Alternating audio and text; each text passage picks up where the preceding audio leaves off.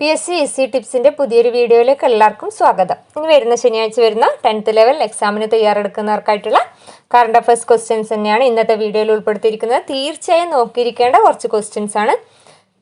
First, സംസ്ഥാന വനിതാ commission അധ്യക്ഷ. സംസ്ഥാന വനിതാ കമ്മീഷൻ അധ്യക്ഷ ഇമ്പോർട്ടൻ്റ് ക്വസ്റ്റ്യൻ ആണ്. പി സതീദേവിയാണ് സംസ്ഥാന വനിതാ കമ്മീഷൻ അധ്യക്ഷ. സതീദേവി. ഇപ്പം ദേശീയ വനിതാ കമ്മീഷൻ അധ്യക്ഷ ആരാണ്? സംസ്ഥാനത്തിന്റെ പി സതീദേവി ആണെങ്കിൽ ദേശീയ വനിതാ കമ്മീഷൻ അധ്യക്ഷ വിജയ കിഷോർ രഹത്കർ. ദേശീയ വനിതാ കമ്മീഷൻ അധ്യക്ഷ വിജയ കിഷോർ രഹത്കർ. നോട്ട് ചെയ്തോളൂ. സംസ്ഥാന വനിതാ കമ്മീഷൻ അധ്യക്ഷ പി സതീദേവി, ദേശീയ വനിതാ കമ്മീഷൻ അധ്യക്ഷ വിജയ കിഷോർ രഹത്കർ. അതുപോലെ സംസ്ഥാന വിവരാവകാശ കമ്മീഷണർ. സംസ്ഥാന വിവരാവകാശ commissioner V Hari Nair. V Hari Nair. വിവരാവകാശം വി ഹരി നായരാണ് സംസ്ഥാന വിവരാവകാശ കമ്മീഷണർ. സംസ്ഥാന വിവരാവകാശ കമ്മീഷണർ വി ഹരി നായർ.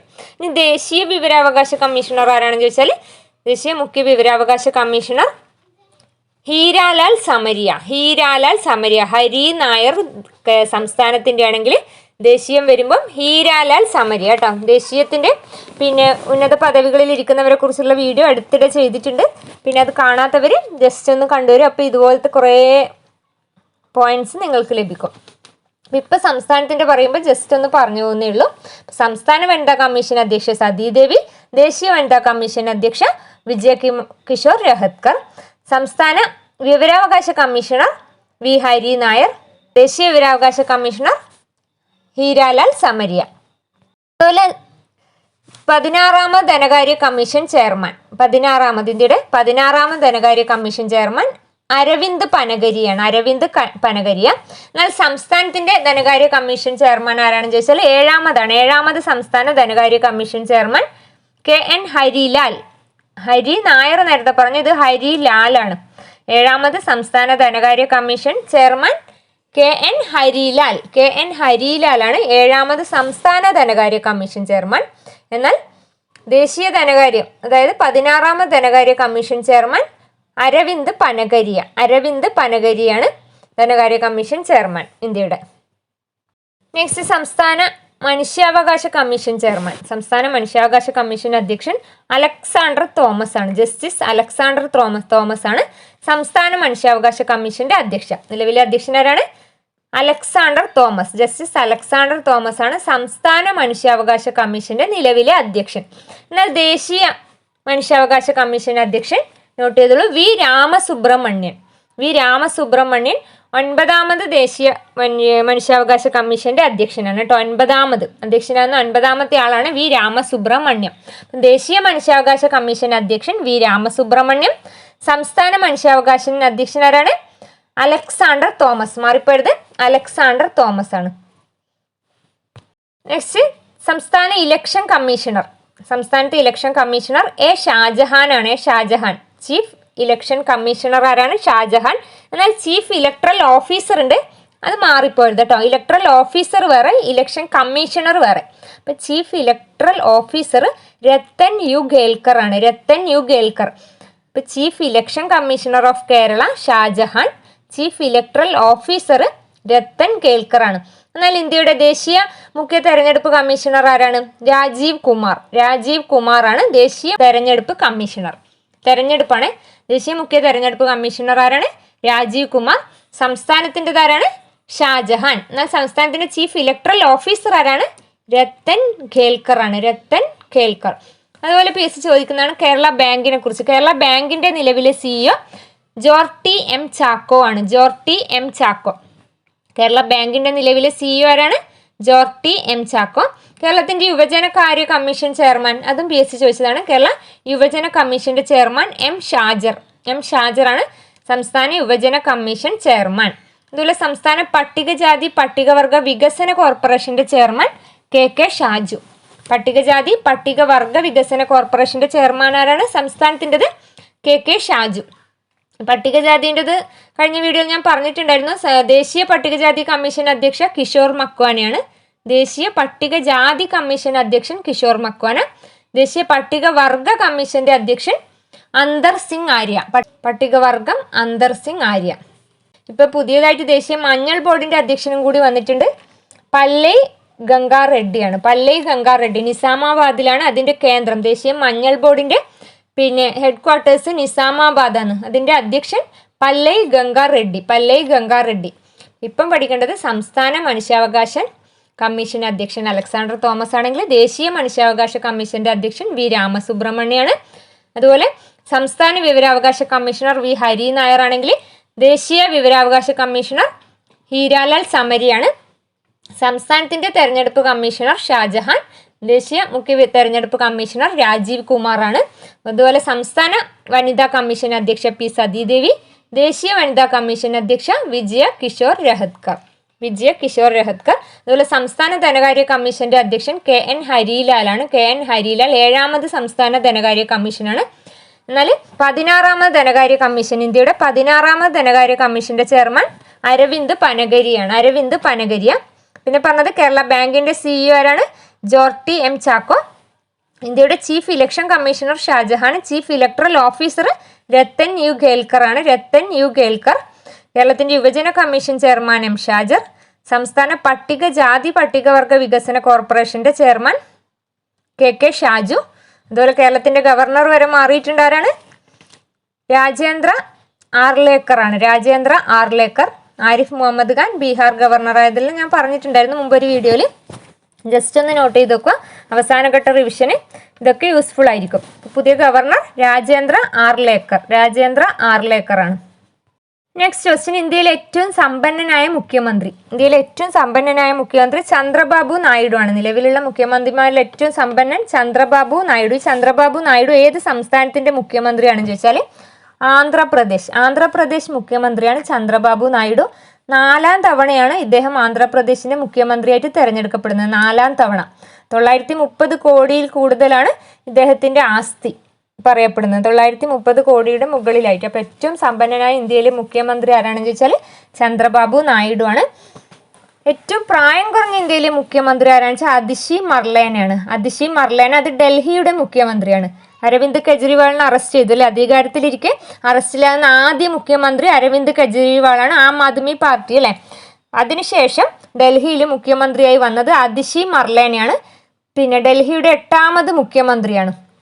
അപ്പം ഏറ്റവും പ്രായം കുറഞ്ഞ ഇന്ത്യയുടെ മുഖ്യമന്ത്രി ഈ അതിഷി മർലേനയാണ്. 43 വയസ്സാണ് ഇപ്പോൾ പ്രായം.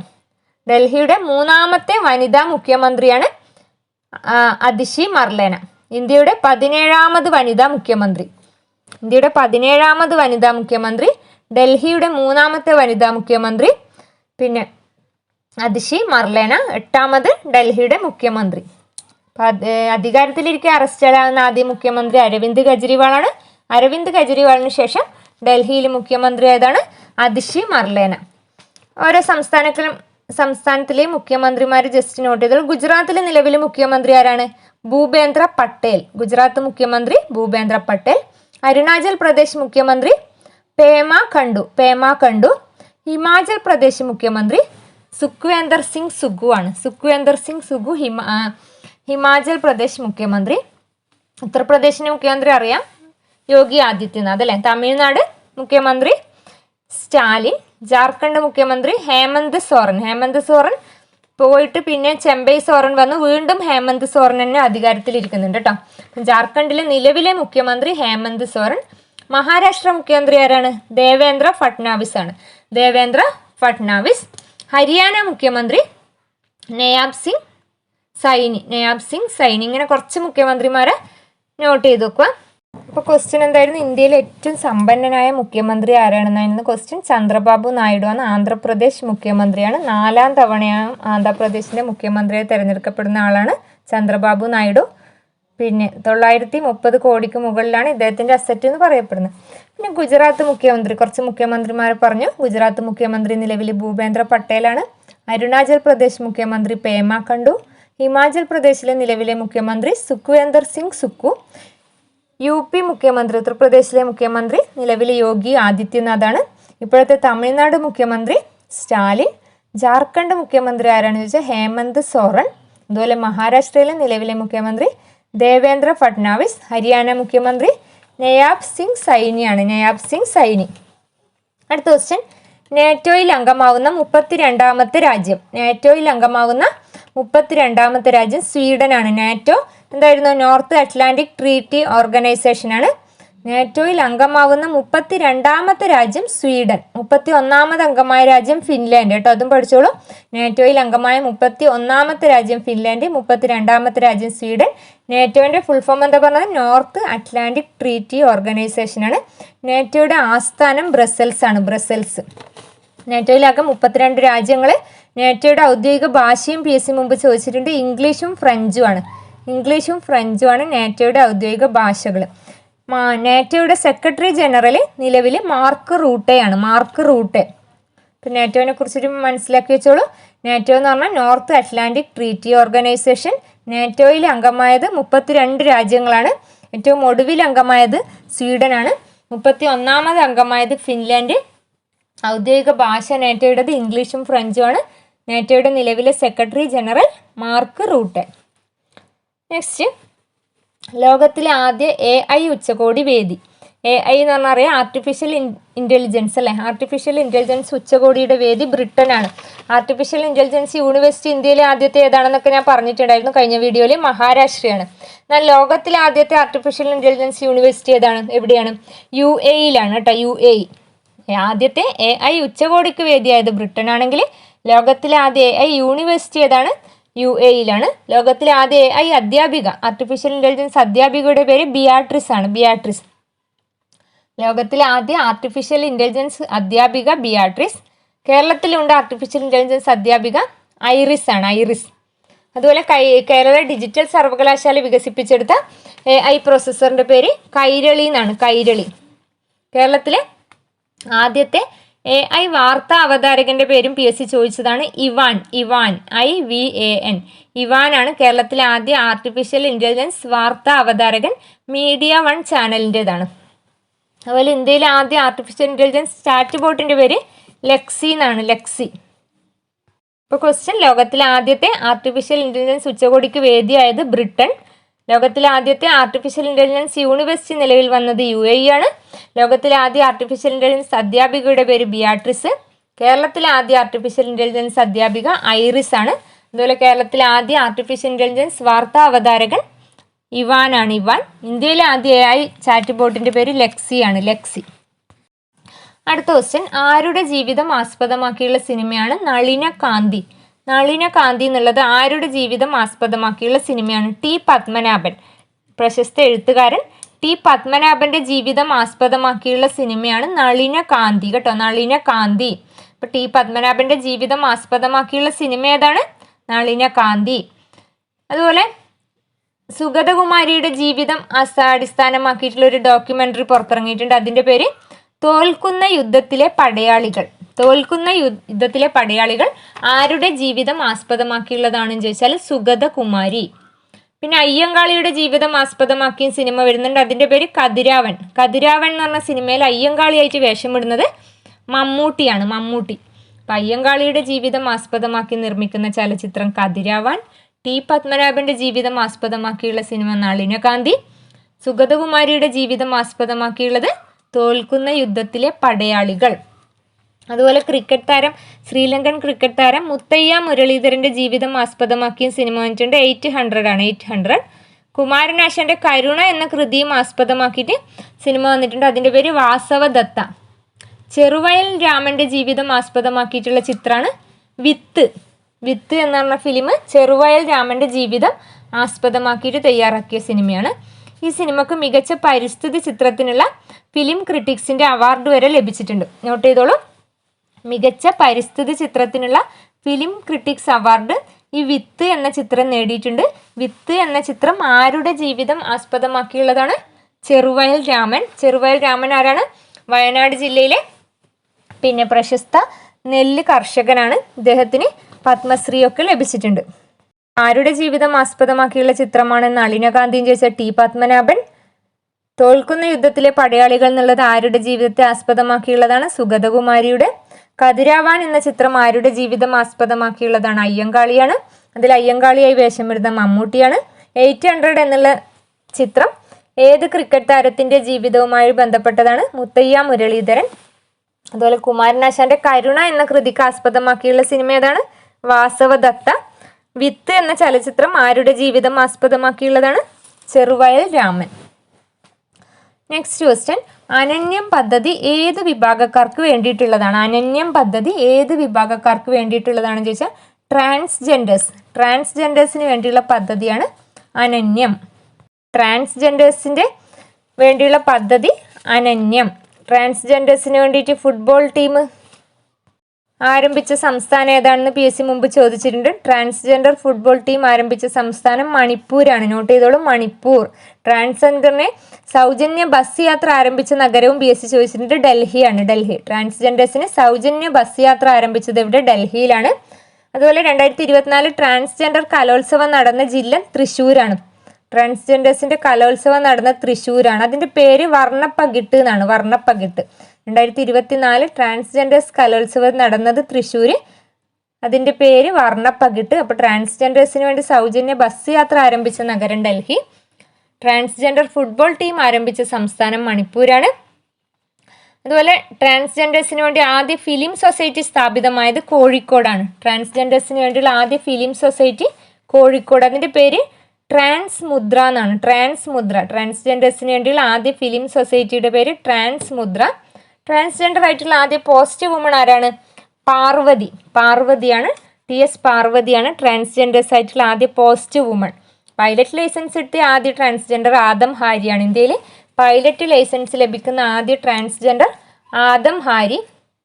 അതുപോലെ പത്മശ്രീ നേടുന്ന ആദ്യ ട്രാൻസ്ജെൻഡർ നർത്തകി നടരാജാണ്. പത്മശ്രീ നേടുന്ന ആദ്യ ട്രാൻസ്ജെൻഡർ നർത്തകി നടരാജാണെങ്കിൽ പൈലറ്റ് ലൈസൻസ് നേടുന്ന ആദ്യ ട്രാൻസ്ജെൻഡർ ആദം ഹാരിയാണ്. അതുപോലെ അഭിഭാഷകയാകുന്ന ആദ്യ ട്രാൻസ്ജെൻഡർ പത്മാലക്ഷ്മി. നോട്ട് ചെയ്തോളൂ, പത്മാലക്ഷ്മി. പിന്നെ ട്രാൻസ്ജെൻഡർ ആയിട്ടുള്ള ആദ്യ പോലീസ് വുമൺ TS പാർവതിയാണ്. ട്രാൻസ്ജെൻഡർ വ്യക്തികൾക്ക് വേണ്ടിയിട്ടുള്ള ഷെൽട്ടർ ഹോമിന്റെ പേര് ഗരിമ ഗൃഹ്. ഗരിമ ഗൃഹ് എന്നുള്ളത് ആർക്ക് വേണ്ടിയിട്ടുള്ളതാണ്? ട്രാൻസ്ജെൻഡേഴ്സിന് വേണ്ടിയിട്ടുള്ളത്. അപ്പോൾ ആദ്യ ട്രാൻസ്ജെൻഡർ കഥകളി കലാകാരി രഞ്ജുമോളാണെങ്കിൽ ആദ്യ transgender post woman TS Parvathy. ആദ്യ ട്രാൻസ്ജെൻഡർ പിന്നെ പൈലറ്റ് ലൈസൻസ് ലഭിച്ചയാൾ ആദം ഹാരി. ആദ്യ ട്രാൻസ്ജെൻഡർ അഭിഭാഷക പത്മാലക്ഷ്മി. പിന്നെ ട്രാൻസ്ജെൻഡറുകൾക്ക് വേണ്ടി ഫുട്ബോൾ ടീം ആരംഭിച്ചത് മണിപ്പൂരിലാണെങ്കിൽ ട്രാൻസ്ജെൻഡേഴ്സിന് വേണ്ടി സൗജന്യ ബസ് യാത്ര ആരംഭിച്ച നഗരം ഡൽഹി. ട്രാൻസ്ജെൻഡേഴ്സിന്റെ കലോത്സവം 2024 വേദിയായത് തൃശ്ശൂർ. അതിന്റെ പേര് വർണ്ണപ്പകിട്ട് എന്നാണ്. അപ്പോൾ ക്വസ്റ്റ്യൻ എന്തായിരുന്നു? അനന്യം പദ്ധതി ഏത് വിഭാഗക്കാർക്ക് വേണ്ടിയിട്ടുള്ളതാണ്? ട്രാൻസ്ജെൻഡേഴ്സ്. അതുപോലെ ട്രാൻസ്ജെൻഡേഴ്സിന് വേണ്ടിയിട്ടുള്ള ഷെൽട്ടർ ഹോം അറിയപ്പെടുന്നത് ഗരിമ ഗൃഹ് എന്നാണ്. ഗരിമ ഗൃഹ്. ട്രാൻസ്ജെൻഡറിലെ ആദ്യ കഥകളി കലാകാരി രഞ്ജുമോൾ മോഹനാണ്. രഞ്ജുമോൾ മോഹൻ. അപ്പോൾ ഇന്നത്തെ വീഡിയോയിൽ ഇത്രയും ക്വസ്റ്റ്യൻസ് ആണ് ഉൾപ്പെടുത്തിയിരിക്കുന്നത്. യൂസ്ഫുൾ ആണെങ്കിൽ തീർച്ചയായും നിങ്ങളെ കമൻസിലൂടെ അറിയിക്കുക. നന്നായി പഠിക്കുക. താങ്ക്